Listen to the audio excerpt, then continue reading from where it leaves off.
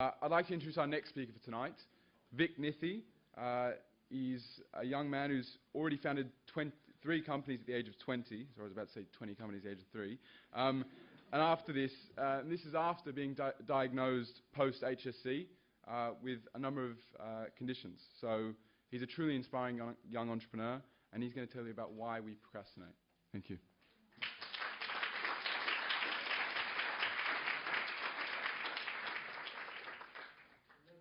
Following Mr. Turnbull. I finished high school about 2 years ago, and although I did fairly well, I didn't do nearly as well as I could have done if I didn't suffer from a chronic, debilitating addiction to procrastination. I would put off studying until the night before every assignment and every exam wherever possible. Is anyone else guilty of cramming? Yeah. So you probably know how it feels to maybe take a 5-minute Facebook break before you start working and then realize that 3 hours have gone past. Or promise yourself that you'll start working tomorrow, every day for a week, tomorrow. It's not just studying that we procrastinate on. We procrastinate on things like doing chores. We procrastinate on thinking about our future. And we procrastinate on saving money and getting fit. So I think procrastination is a really serious problem because it's about not being able to bring ourselves to do the things that we know we want to do.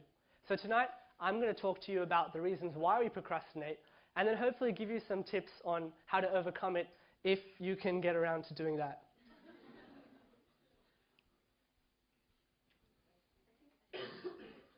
Oh, okay. So procrastination is not a disease. It's more about the decisions that you make, the decision not to do what you need to do now, but to do it later instead. It's really like you're having an argument in your head, isn't it? One part of you wants to work, another part of your brain wants to play Angry Birds. And for some reason, you always manage to convince yourself, oh, it's okay, I can do whatever I need to do tomorrow. I don't need to do it now. So as a psychology student, I have the opportunity to find out what exactly is going on inside our brains when we procrastinate. And I found that there actually is an argument in our heads between the limbic system and the prefrontal cortex.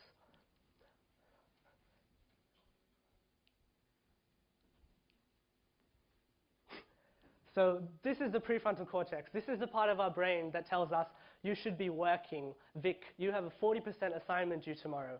This is a higher level part of your brain. The other part of your brain involved in procrastination is the limbic system. So this is a more primitive part of your brain that wants to watch another episode of Gossip Girl before you start studying. So why is it that the limbic system always seems to win the argument? The answer lies in this deceptively cute part of the brain called the amygdala. The amygdala is the part of your brain that controls fear and anxiety and the fight or flight response to threatening stimulus. So for example, if you're in a jungle and you see a wild lion in the distance, what do? I have no idea. I've never seen a wild lion. But I have seen a teacher approach me when I haven't done my homework. And I think the response in the amygdala is quite similar. The first thing you do is freeze. Your palms get sweaty, your heart starts beating fast, and your prefrontal cortex, the decision maker, shuts down. Because if you see a wild lion in the jungle, you don't want a voice in your head to remind you that you have an essay to write. You have to focus on what's going on in the world around you and responding to physiological needs.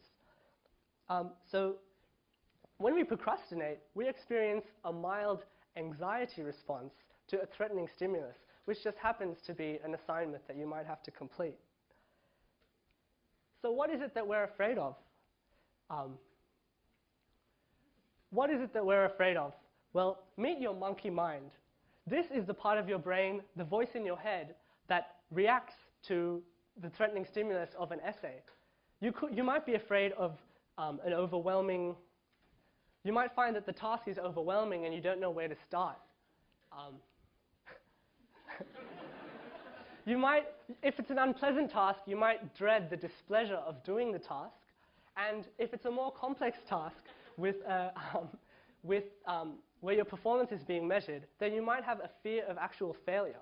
So Perfectionists use procrastination as a self-handicapping tool to avoid